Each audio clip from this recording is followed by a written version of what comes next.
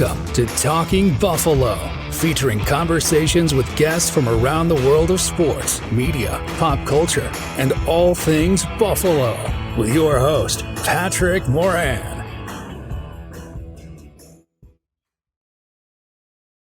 All right, what is going on, everybody? How you doing? Welcome to Talking Buffalo, part of the Blue Wire Network. Today is Wednesday. That means it is Buffalo Bills mock draft version 5 of what will be 6. Next week, we will do our final mock draft. As always, for this exercise, and every week, man, I'm joined by my good buddy, Aaron Quinn from Cover One. How you doing, man? We were talking for a couple minutes here before we hit the record button. It's cold. It's mid-April. It's cold. If you're watching this on the video side, I got my St. Patrick's Day colors on because I feel like if it's going to be St. Patrick's season all over again, early March with this weather, I might as well go back to wearing my green, man. What's going on, though? How you doing? I'm great. Other than the weather, we were talking, like you said, offline. This weekend in Western New York was perfect. It got up into like the mid 80s. Honestly, I hate to be that guy. It got a little too hot for a few hours there. If you're in the direct sunlight, if you couldn't find some shade. And now we've just been hit with this, whatever. It's hovering around the low 40s and just spitting different forms of mixtures of snow and rain. It's gross. It sucks.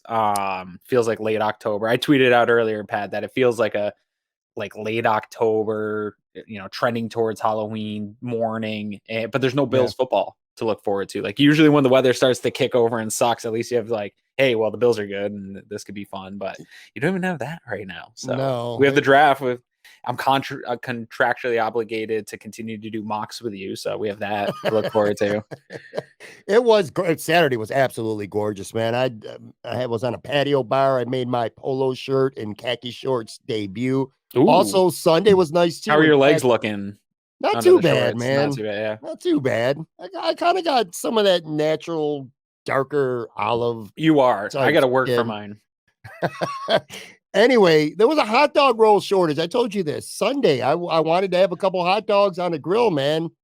There were no hot dog rolls to be had. I went to Wegmans. I went to Tops. Is that official or is that just in West Seneca? Was that a West Seneca? Well, it was in West Seneca. It's my unofficial hot dog roll shortage of 2022. All right, so here's the deal. So we're going to do our 5th of what will be 6 mock drafts. Like I said, next week will be the final one. Trades are going to be on the table. I kind of feel like at this point, you and I are on the same page and we feel the same. I got a couple notes that I want to get to before that. Also, we have used like many different simulators. We're going to go with one called Walk the Mock this time. I'm stealing this from your partner, by the way, Greg Thompson from over at Cover One. I saw him have a tweet about he was doing a show on Friday on the Greg Thompson show. He's doing like a 32 team. He is, draft. Yeah. Yeah, and he pulled up this, or he linked this mock draft simulator, and then I went on there, started messing around, and you like it? Not perfect. None of these are perfect, but they aren't. No, but and you haven't used this one yet, so you'll see in a few minutes here when we get going. But I like this one. I could pause it easy. You could see the board, which was important to us. You couldn't see the board on PFF once you tried to make a trade. Couple things. Then we'll get to the draft. I don't want to deep dive into this topic because, frankly, it bothers me and it's annoying. But yesterday, OTA starts and nobody's even talking about that. I get the price of fame, Aaron. When you're a rich, famous quarterback like Josh Allen, but your boy alone on social media, man, it's going through some shit. I've seen something. The New York Post was reporting about it. Him and his girlfriend reportedly are breaking up. She unfollowed him on Instagram. It's just, I get it. Again, the price of fame, but I'm not trying to see the shit. I already semi-snapped a little bit on social media yesterday. Yeah, I get it to an extent. I do. Again, the price keeps coming back to saying that the price of fame. Tell you this, dude. I would rather be a rich business person and finance somebody who a multimillionaire in that kind of field and have nobody know who I am than be somebody who's famous. It sucks, man, at times. And this is one of them. I don't know what he's going through. And maybe I have some idea. And I'm sure everybody has a friend who has a friend who has a friend who knows details about something. But it's like, I don't know, man. Just leave your boy alone right now. It's shit. Life's tough enough, man. I hope he doesn't mess around with social media, man. I hope he doesn't read and pay any attention to tweets and shit like that. He does. Most certainly. He's talked about it on Kyle Brandt's podcast. Essentially, more in the vein of like he hears what people say about him in the team. I don't know that he reads the drama ones. I'm sure he does. I'm sure people tag him. I'm sure people are in their Instagram mentions. That's part of the world that we operate in today. I've been trying to avoid it because I don't care. I've sincerely, passionately don't care about his personal life. I wish him the best. I hope it's not too stressful for anyone. I don't want anyone to have like trauma or anything bad happening in their lives, but this is a story I don't care much about, but I am seeing it. So if I'm seeing it and trying not to, he's for sure seeing some of it. And that does suck. I do think these guys nowadays have such a more difficult time holding that burden of celebrity than I just keep going back to the 90s. And if those guys, with some of the stories that we've heard, had access to Twitter, or the fans had access to Twitter of the 90s Bills down in Chippewa, or some of the stuff, the reports that we heard, we'd probably have a really different view of their personal lives. And right here, from what we've seen and what we've heard, like, let this story settle out how it will. I'm not going to buy into any of it. I hope Josh is cool. Everything's good. In terms of OTAs not being a big story, I do think, to your point about the price of fame for Josh, personally, I think the reason nobody really cares about OTAs is because the goal is like to improve in January football, right? Like we're past the days of just, hey, we're excited because the Bills are back. I think people are excited for the draft and to add some assets to this, but I think we are now, I give this fan base a hard time for being entitled in a lot of ways, but in some ways I do think we're entitled to, okay, this is OTAs. Like we got to just get through this stuff healthy and get on to, let's get mid-season. Let's get through October and November and see where this team's at.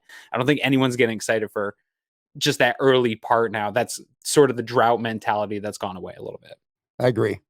When it comes to this draft, I just feel like we're going to spend time today, and we've done it for 4 weeks before this, and we will next week as well, talking about a ton of different positions, which very well could happen. I mean, I feel like almost everything is on the table with the Buffalo Bills right now. And I think that's the way it is when you pick near the end of the first round. Because so many things can happen in front of you that you can't control. So we're going edge round one today? Is that what it is? You never know. You never know. I'll do it. I also, at the same time, feel like I just get this gut feeling, knowing who the head coach is, that when it comes to this draft, we're overthinking so much. I know about Dodson and Bernard, and I know they're going to do some things differently on defense. Sean McDermott's going to be calling plays. They just signed or re-signed A.J. Klein this week. So the band's back together, all the backup linebackers that you figure hopefully you can get a starter out of the combination of three of them. I get it. I still feel at the end of the day, if we were to do a show immediately after, well, maybe not Thursday, certainly Friday when day two, I feel like there's no way that the Bills are not going to add a linebacker within their first two picks. I know you don't feel as strongly about it as I do. I just feel like it's almost so glaringly obvious what their need is right now. When you look at this team, it's their biggest hole, and it's not close. That it's like, it's so obvious that sometimes you want to go in another direction. I don't know, man. I get the sense that there's just no way they're not coming out with a linebacker within their first two picks. I don't want to say the first pick, but their first two. I'm torn on this. So one thing, Chris Kepner, Eric Turner sort of ran a thought experiment of, do these visits that we hear all about matter this time of year? Like, are the Bills really in on these guys? And essentially they lined up how the team attacked free agency, what they had in for visits, and then where they drafted positionally. And so far, this is a small sample size and every season's different, has different context. So this is an imperfect thought experiment for sure. There's flaws to it. But what they found is, for the most part, if he aggressively addresses something like they did with guard this year, or even I would say linebacker, not maybe aggressively, but in numbers and bringing guys back a position, and do not have those people in for interviews, which we've so far, at least from what we've seen publicly, we've only seen Trent Simpson come in for an interview and nobody else. I'm sure they did Senior Bowl interviews and combine interviews and stuff like that. But from what they've seen, wide receiver would be a position, that would be maybe more in early round one. There's some of these other positions that they've done addressing more in terms of visits that they didn't address in free agency. And so I'm torn on where they line up. And because of the way this draft is and where the Bills are picking, at least from how we've seen simulations run, right? Which is, again, flawed. We're unsure if that's going to actually how it presents itself. With the data and information we have, it seems like the Bills are in a weird spot of probably being a little too early to take a linebacker. It feels like it's probably going to be a reach, even to get probably the best linebacker on the board, or they're going to be too late to get one of those guys. And then you're getting a project that's probably this season on par with the guys you have in the building. A previous third-round pick in Terrell Bernard, a guy that the team probably believes in more than we do in Terrell Dotson. I do think the team's probably a little higher on Balin Spector than Twitter is. So it's an interesting return on investment. How do you add to this room? To me, it's you either add high end or you don't do anything this year, because I don't know that bringing in a similar floor guy to Terrell Bernard makes a lot of sense. That part I completely agree with. I think if you get past, I don't think at 59 Campbell or Sanders are going to be there. And from everything I've heard and read and people I've talked to and videos I've watched, it just feels like it's Sanders, Campbell, or you may as well roll with what you already have for 2023. By the way, once per year, I always find myself, I talk myself into saying I'm good with a running back in the first round. Did it in 2021 with Travis Etienne, did it last year with Breece Hall. Both those guys have turned out to be really good. A couple major injuries. Najee Harris, I was in on. Yeah, Najee Harris, I remember you were in on. This year, Bijan Robinson, I've reached the point where I'm good with him, man. I keep coming back to this, Aaron. I get the value. But if you were to tell me right now today that the Bills could draft a running back in the first round who might have the kind of impact to an offense that Austin Eckler, say, brings to the Chargers, you're going to tell me that's not good value and you wouldn't do it? I just have a hard time buying that. And here's the weird thing also on this. Every single year, the Bills are tied to these running backs. Almost exclusively their team, whether it's free agency, whether it's late in the draft, these first round guys, every single year, Brandon Beane seems tied to him. I don't know if that's just the media projecting the Bills' need or if they know something and they know Brandon Beane's kind of always sniffing around this. I'll tell you right now, I don't know if you listened to our show this weekend. I was in charge of our mock draft. I did. And Bijan was on the board. Yep. And Pat, I'll tell you, dude, I'm not living with real regret. I tweeted out I have regret. I wasn't actually staying up sweating at night, couldn't sleep, but thinking about the show. And I was like, I for the first time in doing a mock, I felt like I did the wrong thing. And that I had some mock regret of I should have gone with Bijan. I'd probably be happier over a 5-year span, having taken a star-studded type, blue chip possible type player versus Anton Harrison that could maybe be an upgrade over Spencer Brown this year. Yeah. So I'm on your train. I'm usually right there with running backs at fine value late in round one, but if it's Bijan and he's there, depending how the board lines up, there's not a lot that I'm not going to make that same mistake twice. Look, man, you talk about guys like Alvin Kamara and Saquon Barkley, and if you can get that type of impact on offense, it almost feels silly to say, nah, I wouldn't do it. My sign behind me for audio listeners only, my sign that's been up, I made it 2 weeks ago because we've been doing so many mocks, and even on our show, it's just draft good players. Ultimately, I think a lot of people have a lot of different philosophies, and I have some of my own philosophies, but my ultimate philosophy is get good players on your team, especially when you have a roster that's this good.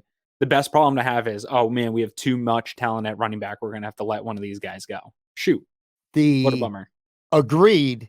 The only downside for me personally, if you take, say, Bijan Robinson at 27, or even if you move up a couple spots, and we might flirt around with that a little bit in just a few minutes here. The only thing I hate about it is you are really degrading the value, I feel, or maybe I'm wrong, of James Cook, who you drafted in the second round just a year ago. If you go get Bijan Robinson, part of the reason why is because it's how much he could do. You want him on the field a lot. So what is Cook going to play? 15 snaps a game, maybe? As he's clearly going to be the second running back if you go and you get yourself a running back here in the first round. So it just seems unlikely. It feels unlikely that Bean would go running back round 2 last year. and come right back with one in round 1 this year. And I like James Cook, and I know you've talked about this before, the production hasn't really been there, even in college. I mean, let me take that back. I'll walk that back a little bit. The production's been there. The reps haven't been. He has never been a feature back. Even in college, he wasn't a feature back. I was going to say, even though they spent the high pick asset on him, I am interested to know how the Bills feel about him. Like, are they so sold on him being running back 1 that they wouldn't take Bijan Robinson there? Because I think you can use them both. And I do think, I think Cook can do good things with more production. I don't think he will have the type of efficiency and success he had this past year with more I don't think you can just extrapolate his production to more touches. I think he can handle more, though. That was the thing he proved to me when we drafted him.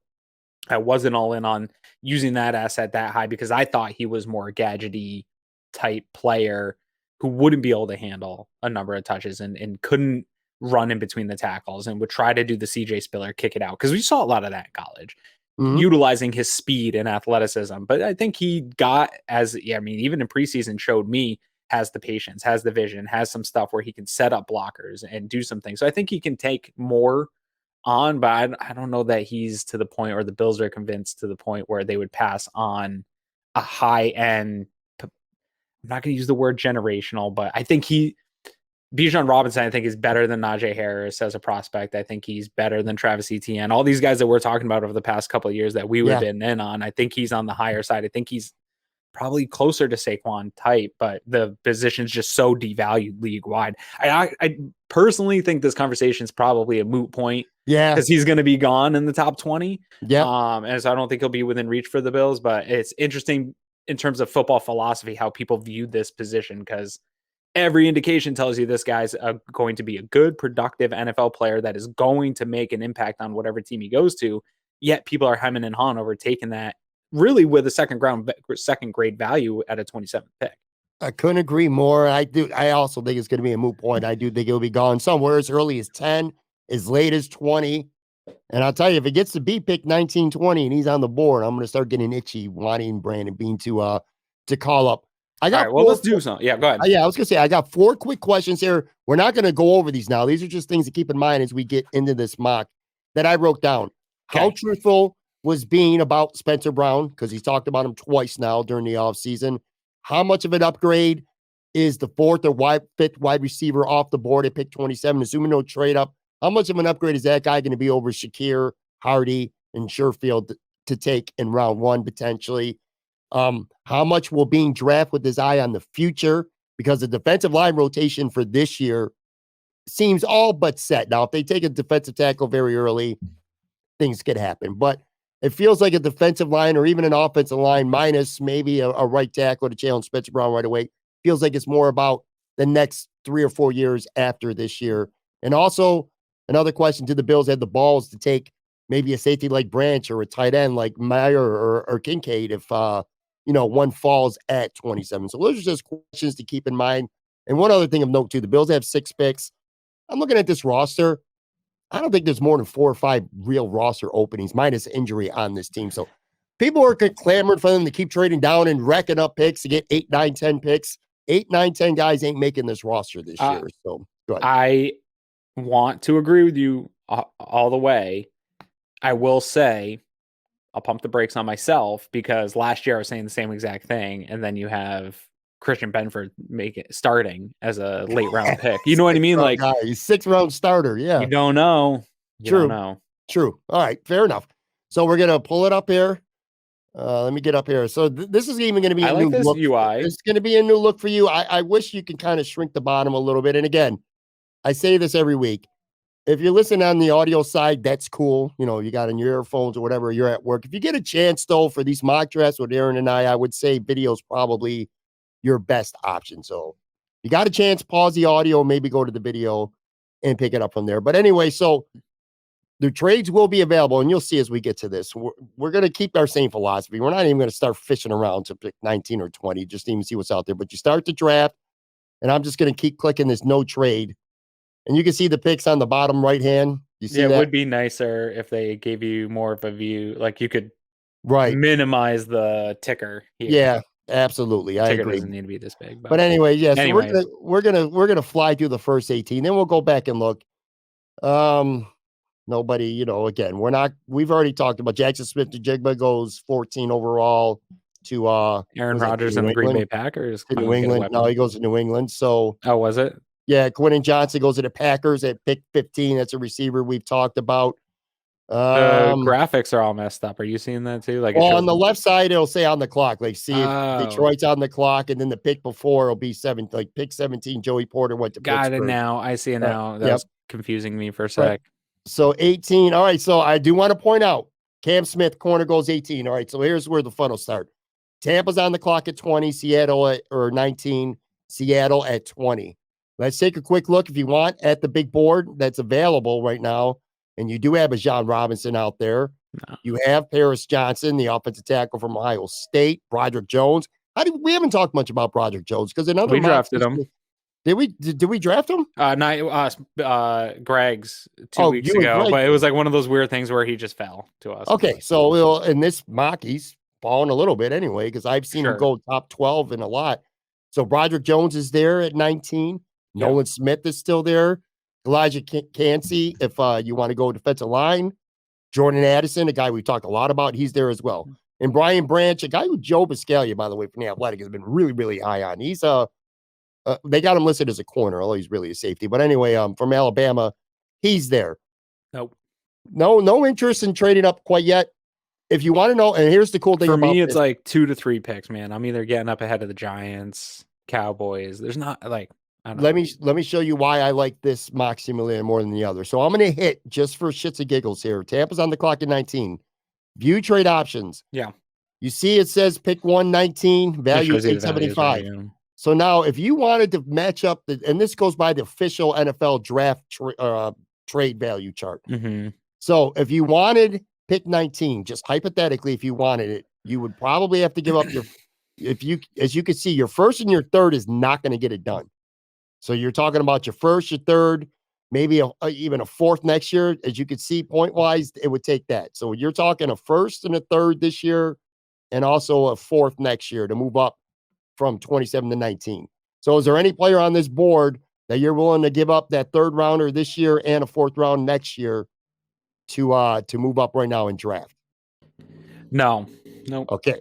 So we're going to X out of this trade. So we're going to do no trade. To your point on this roster and picks not making this roster, if we're making moves and doing trades, to me, it's to get back into an additional top 100 pick. Is somehow walking away with a less pick and maybe giving up a future to get back in here in the top 100 and walk out with that. That's always my goal, is not lose picks, is to gain more top 100 players in any given draft. Okay, that's fair. And again, the cool thing about this simulator is it's kind of it's teaching us a little bit, if you're going by the draft value chart, of what it's going to take to get to where. So we're going to say no to this. So Tampa. Well, let's pause around like 24. Yeah. All right. So Tampa takes Bijan Robinson. So he's gone. He goes 19 at Tampa. Perfect. That would be such a great pick for them. Pick 20, Paris Johnson goes to the Seattle Seahawks. Mm-hmm. Pick 21, Broderick Jones. There's the offensive tackle we talked about. He went to the Chargers. All right. Now, again, Baltimore's on the clock. So this is another popular spot I've heard about, 22. I'm agreeing with you. It's very unlikely we're going to move up. But just, again, for shits and giggles, let's see what it would cost. So you're talking 100-point difference between turning the first. So now you're probably talking about, if you give them a third and a fourth. So realistically, if you want to move up 5 spots to 22, you would get Baltimore's first pick and then their fourth, and you would give up your first and a third. So you'd be going back almost, a full round. So from the third to the fourth. Not interested in that. There's no player here that you're willing to do that for. No. All right. Fair enough. So at this point, we're going to almost certainly see what's on the board and what's available to us. But anyway, that's what it would cost. Probably a first and a third to get a first and a fourth from Baltimore, pick 22. Got it. Baltimore takes an edge guy. Cansey goes 23rd overall to Minnesota. 24th pick, Nolan Smith. He's off the board. I would be mildly surprised if he lasted this long. But anyway, he goes to Jacksonville, 24. All right, so now we're at pick 25. Our good friends with the New York Giants. Jacksonville for the other Josh Allen. Yeah. Nolan Smith. Why not? Man, good. All right. So Jordan Addison's on the. All right. So we're still 2 picks before we're on the clock. Yeah. And the best available right now is Jordan Addison. Okay. So if we want receiver, he's there. Brian Branch, the defensive back from Alabama, is there. Mm-hmm. The top tight end on the board, Michael Myers, there from Notre Dame. Our buddy, I think we did draft him last week. Darnell Wright, the offensive tackle from Tennessee. Yep. He's there. Zay Flowers is there if you're looking receiver as well. So you got Flowers and Addison as receiver. You got Wright at offensive tackle. You got Branch at defensive backfield. And you got Kincaid and Meyer at the tight end position. So what are we doing here? Do you want to know, going by the trade value chart? Not much. So if you wanted to move up 2 spots, you're only talking 40 points. It should probably cost you your 5th round pick to probably get it done. So if you wanted to move up 2 spots right now to be safe to get your guy, you're talking probably giving up your 5th round pick. In fact, you give up your 5th, you could probably pick up a 7th. So in fact, it still does kind of balance out there. Nah, I'm good. There's enough guys on this board for me to feel okay. There's enough guys. So all right, so let's go. We'll go to the next pick. So the Giants take Jordan Addison, USC. So he's gone. Zay Flowers is the one first round graded receiver probably on the board. 1 pick before us, the Dallas Cowboys. Wow. Jack Campbell. This got scared of us for a loop here. All right. Well, Jack Campbell. Yes. Dallas goes up. They take Jack Campbell. So now the Bills are on the clock. Yep. And there's going to be no Jack Campbell discussion because he's gone. Nope. We're going to scroll right over to Darnell Wright. All right. Darnell Wright, offensive tackle. We took him last week. We talked about him last week. We feel like he's a guy who could come in and potentially start from day one as a rookie over Spencer Brown. We're feeling pretty good about that, right? Yep. That's where I'm going. All right. Zay Flowers is on the board there. Zay Flowers. Also happy to take him, but I went into the offseason, protect Josh Allen was my number 1 priority. Nothing has changed since then. Right. I don't disagree with you. I think it's a very sensible pick. I really do. I think it's a sensible pick. I know this is another guy. I don't think he'll be there. I think it would be crazy if he's not. But you'll be surprised if he's there. I will. He's the only guy that when I saw the picks on the board and I saw that he was there and where he was at this board, he's that guy. Or if Broderick Jones somehow falls around here, he's that guy that I'm targeting a trade up to 24, a trade up over that I could see the Giants trying to get in on. I want to get ahead of them like that. That's where I'm going. But when I saw the 2 receivers on the board, I figured they would push him back.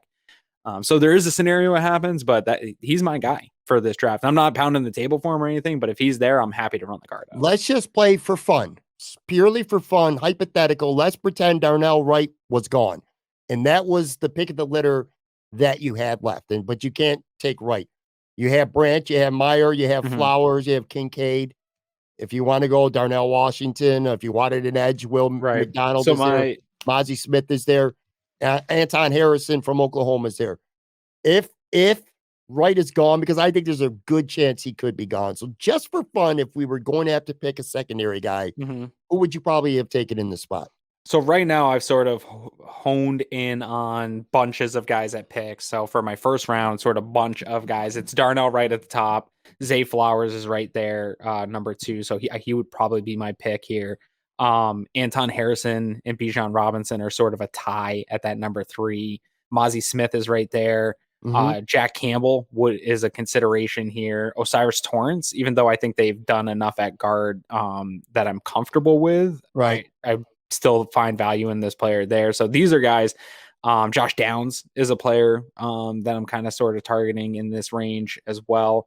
But that would be sort of the grouping. But I think Zay Flowers would take it in this remaining if Darnell Wright wasn't there. And this was another cool thing about this graphics. Mock draft like they'll show his numbers. Like he's 5'9", and if you're looking to find out what Zay Flowers is, he's 5'9" and a quarter, $182. And then they have draft comparisons, like how. And this is athletic comps, not play style comps. Correct. Right? Yeah. These are purely athletic comps for sure. Right. So, and anyway, Jalen Waddle, Greg Dortch are 2 notable names. I love Greg Dortch that he's compared to. So anyway, all right. So we've made our decision, and we took Darnell Wright in the first round. We'll get through the second round, then we'll take a quick break. So we'll get right back to we'll keep it in no trade for now. Branch goes 1 pick later to the Bengals. Meyer goes to the Saints 2 picks after. The trade I'm trying to accomplish here already is gone, right? Because Jack Campbell's off the board. Yeah. And that would Now, how do be you where feel about Drew Sanders? Now, again, if you don't take Drew Sanders, you're very likely saying, all right, well, we're going to stay in-house for linebacker this year. Yeah. All right, so we're in the round 2 here. I would say right before Carolina picks is probably where we'll take a look. So, all right, so we're in the 7th pick of round 2, and Kincaid goes to actually the Raiders are on the clock. Kincaid, I think went you to got to be Seattle. ahead of Tennessee, right? Or was it Tennessee for Carolina? sure, or Carolina. Carolina, Okay. I've seen a lot of Jack Campbell going to mocks. So anyway, Sanders is on the board. Now, if you want to move up and you want to leapfrog Carolina to be safe, it's going to cost you. I've done this exercise. It's going to cost you. So to get the 7th pick of round 2, which is where the Raiders are right now, the value is $520. The Bills pick is only valued at $310. You're giving up your 2nd.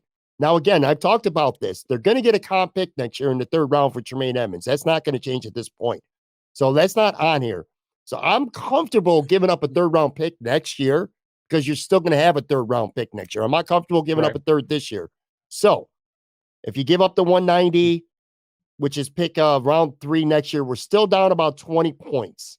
So we can give up maybe a 6th rounder next year, and that gets us dead even. So we can give up a 3rd and a 6th next year along with our 2nd this year. And the math tells us that they will accept the trade. Do you like Sanders enough that you're willing to give up a 3rd and a 6th next year? Or are you good enough with wanting to roll with what they got? I don't like them enough. And I think I still have a good chunk of players that are going to be on the board here, maybe, and maybe some will drop. So I'm willing to see how this round drives a little bit. I think that's too much for me. Okay, well, let's just roll in and see where we're going to be. Hooker goes to the Raiders. All right, so we're rolling here. Jalen Hyatt, a wide receiver, I've heard some positive things about. He goes to Tennessee in round 2.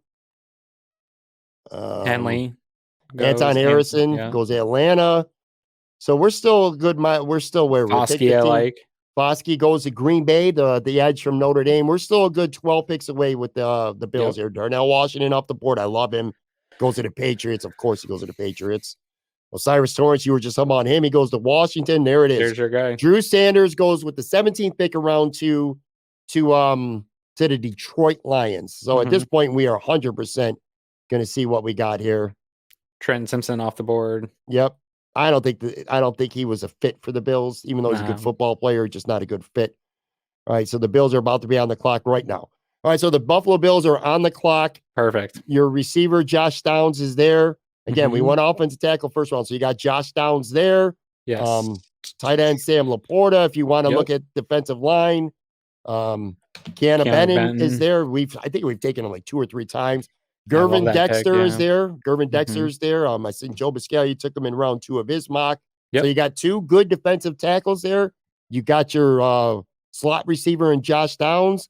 It's probably going to be one of those 2. What are you looking at? John Michael Schmidt would be one I'd be looking at here as well, just because I think, I said, you have done some good things on the interior offensive line, I think. I don't think that you've done anything to stop you from adding somebody. And I also believe that this could be your Mitch Morse replacement whenever that comes to fruition in 2 years or whatever it is. So I think he could give you the opportunity to upgrade at guard today.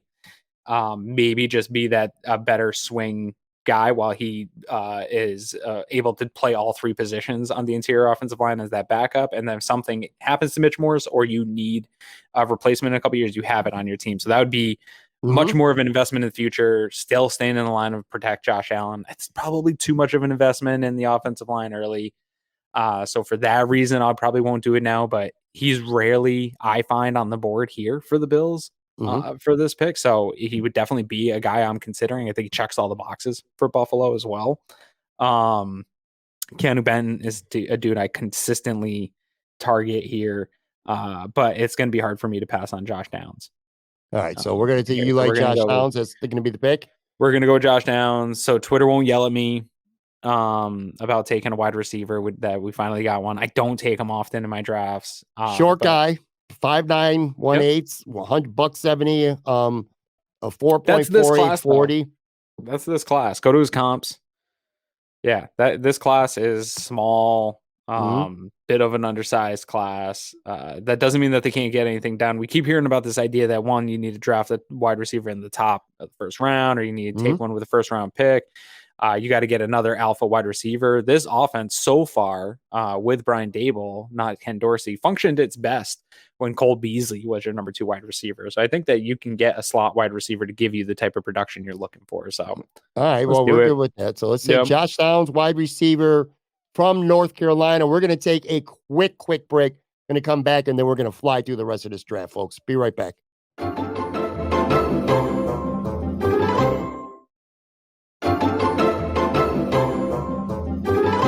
All right, I'm back with Aaron Quinn from Cover One. We are into the 3rd round, and now, so what we could do here is we're not going to trade up. We know that much. We're just pretty much sticking with what we got. We went through the only thing I would do is before we get out of the top 100, maybe. All right, so we'll keep going then. Yeah, I'll keep going one at a time. Bannon just went to the Bengals in round 2. The interior offensive lineman that you just talked about, he just went. Sam Laporta, tight end, goes to Houston.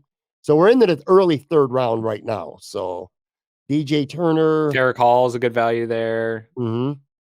Let's look at the big board.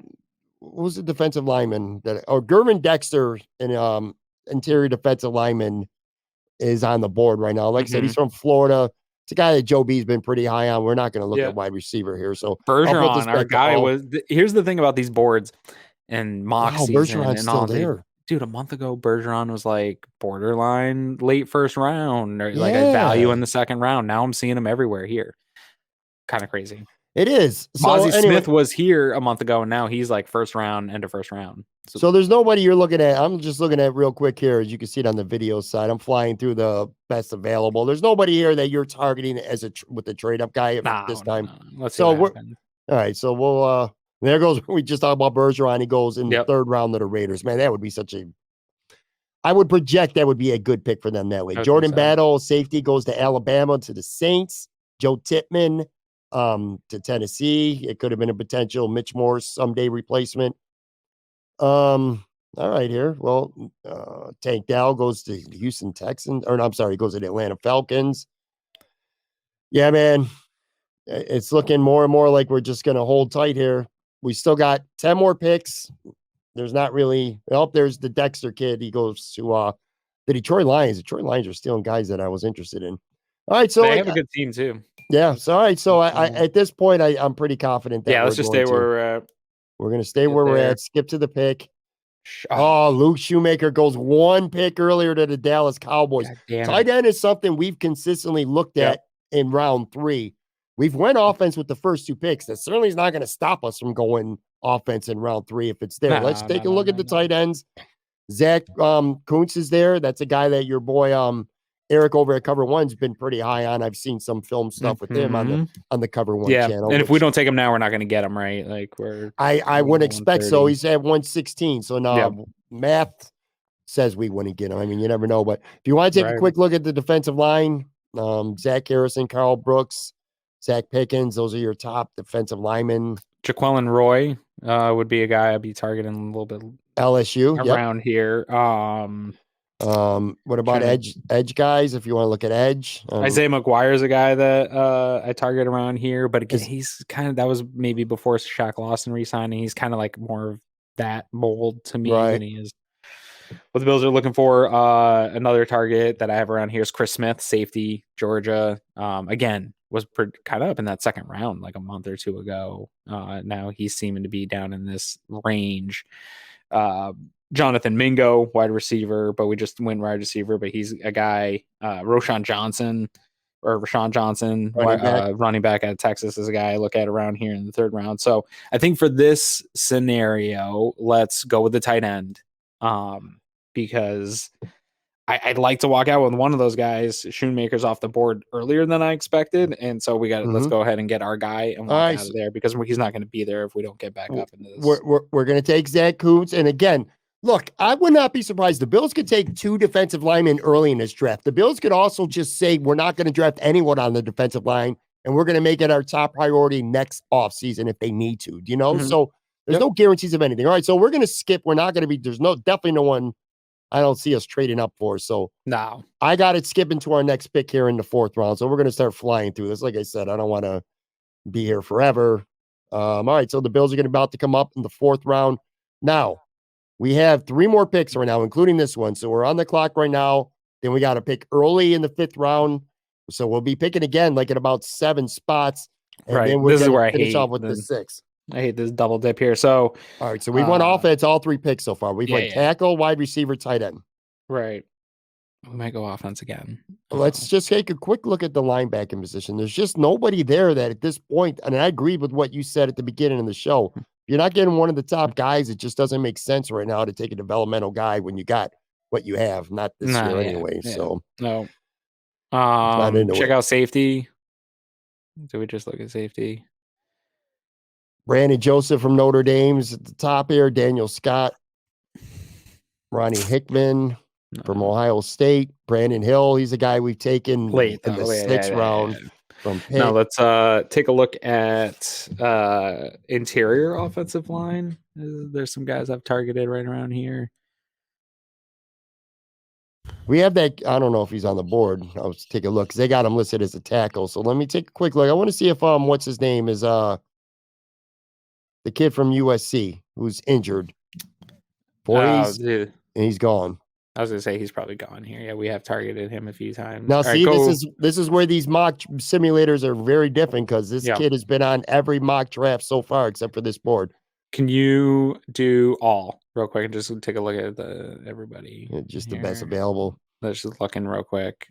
Make sure we're not missing anybody. I'm like, man, it did not fall well for the Bills here for this one. So let's see. For me, jeez. And so all my targets I would be taking Tommy here. Interior offensive line. You just give them Michigan. Scroll back. Let me go to interior. Right there. Yep. All right. See, why do you got to be taking guys that I have a hard time pronouncing? I don't know his first name. Olawatani. Olawatani from Michigan. That's the pick in the 4th round. We're gonna skip to the 5th round. See, this is what I do like about this too. And again, we're on the clock quickly here. So we have literally. Offensive people are certainly going to like our draft because we have literally went 4 for 4 with taking offensive players right now. Right. Can you go to a corner here? Let's go to where the hell's corner? All right, there it is. All right, so corner. There you go. Catrell Clark from Louisville is the top guy on their board. Terrell Smith from Minnesota. Anthony Johnson Jr. from Iowa State. I've heard some things about him. I was hoping for like a Riley Moss around here. All right. Just back to the big board, I guess. Let's see. I don't love any of these guys, man. This 130 and 137 is probably my least favorite. This is where I would even take all 3 of those picks, 130, 137, and 205, and get back into that. That's what I'm saying. Is like, let's walk out with 4 top 100 players, and who cares about these picks? But keep scrolling down. Well, we got 2 more picks. We got this one and then one in the 6th. Right. I mean, I don't know these linebackers well enough, but I wouldn't hate the Bills taking a flyer on one of them. I would take Ivan Pace Jr. here. He's on my list around 130. So because he's on my list, I'm going to stick true to my list. Sure. I don't think he's going to be great, but he could be a special time. About 5'10" and a half, 231. Let's see if they have any comparisons measurable wise of anyone. David Long, who just signed with the Miami Dolphins, he's up on that list. So, and again, these are athletic comparisons only, not about player. But all right, it's fine. Whatever. Hey, take him. You never know. Maybe you'll hit on him. You're in the 5th round. Maybe he'll become something. All right, so we got one more pick here, and we're gonna get right to it now. So 6th pick, we've went offense 4 times, and we've went defense. With our last pick here, the Bills are about to come up on the clock with their 6th and final pick. And I agree, man. We're having a hard time right now coming up with guys that we want at this point. We're certainly not going to trade back and get let's take a quick look here at quarterback. Stetson Bennett from Georgia is there. No. Malik Cunningham from Louisville and Tyson Badgett from Shepherd are the only quarterbacks that they have that are ranked. So you're not interested in any of them. No, sir. All right. What about maybe a running backs? You want to take a look at the running backs? Yeah, I actually don't mind walking out of here with Evan Hull, running back Northwestern. I think you can put him on your practice squad, get him in the building. I'm good with it. I do want to see one thing, though. I want to see if Brandon Hill is on the board here because we've taken him. He is on the board too. So you'd rather go running back? I think this time, yeah. All right, so let's go running back. And now the offensive people can leave me alone. All right, so we're taking Evan Hill. All right, so we're going to go to now we're going to view results. And this is one thing I like about this too, is you want to look at other teams. First, let's review the Buffalo Bills because this one's the most important. First round, Darnell Wright, offensive tackle from Tennessee. Then we went Josh Downs, a receiver from Carolina in round 2. Round 3, Zach Kuntz, a tight end from Old Dominion. I like the offense with the first 3 picks. 4th round, a guy whose first name I cannot pronounce. What is it again, Aaron? What's his name? Oluwatimi. Oluwatimi from Michigan, interior offensive lineman with the 4th round. 5th round, we finally took a defensive player, Ivan Pace Jr., a linebacker from Cincinnati. And then we finished up in the 6th round with Evan Hull, a running back from Northwestern. Here's one thing I like about this real quick. On the right side, you want to know what the competition did? Like if you want to take a look at your division, Miami with the draft, Jahmyr Gibbs, they took a running back, went their first pick, which is in round 2. Nothing good about them for me. Yeah. Where's the Jets? DeJuan Jones, they get Dalen Henley, the linebacker. Actually, a really good draft. Yeah. New England Patriots is the other one. They got Jackson Smith-Njigba. They got Darnell Washington. God damn, I don't like that shit, man. Who cares? They got Mac Jones throwing the ball. Congratulations. That's fair. And then one other thing I always check out too is the Kansas City Chiefs. You always got to know what your competition is doing. They get an edge. Will McDonald with the first pick and offensive tackle Jalen Duncan with Tajay Spears with Andy Reid would be fun. All right, so as we wrap up here, what are you thinking, man? You look at the Bills draft here. I like this draft, man. Look, again, people can subscribe to whatever philosophies of the draft they want. You got to draft so many players on which sides of the ball or whatever. The way the board fell to us, I think all these picks made great sense. Josh Downs here in the 2nd round is a steal. People are talking about going for him in the 1st round, right? Like, so you're adding to that room immediately. You're adding to the protect Josh Allen theory immediately. I think you're getting the ability to play some 12 personnel. I think Kuntz will take some time. As higher we are on some of these tight ends and these mock draft processes, we got to remember tight end is a position that historically takes some time to develop. So you might not see great returns on investment there this year.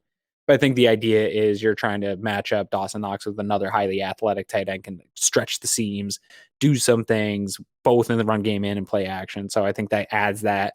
Oluwatimi gives you that sort of swing interior lineman, continued competition at the interior offensive line, which they need.